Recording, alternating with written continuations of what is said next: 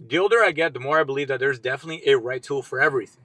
And although I knew about these tools already long ago, I never really justified getting myself, let's say, a ball joint separator to do a tire rod because it seemed very specific, right? You could just hit on a knuckle and it should come free, but on an old car like this 99 Mazda Protege, it's not going to be that idyllic. It's going to be a battle. Yeah, you can put the castle nut on backwards and start bashing the castle nut, but even that's a battle. So using something like this, it's a specialty tool for tire rods, so it connects into the knuckle. You put this guy in right where the tire rod head is. You can also have two different positions on it depending upon where you want to put in this pin. You're going to have a lower and an upper position on this joint.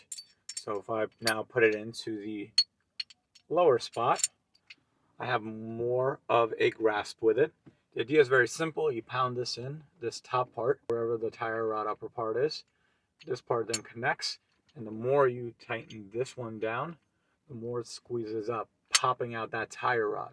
Doesn't matter how old the vehicle is, how caked in that tire rod is. So I highly recommend getting the right tool for the part. Aries makes this so easy because you'll be finding specialty tools such as this guy without breaking the bank. And I've been liking their tools. I've been digging in deeper and deeper and starting to pick up more here and there depending on what I got to do with this Mazda. Because honestly, I got tired of having to just beat everything with a hammer or get the grinder out when everything's get tough. So I highly recommend getting the right tool for the right job.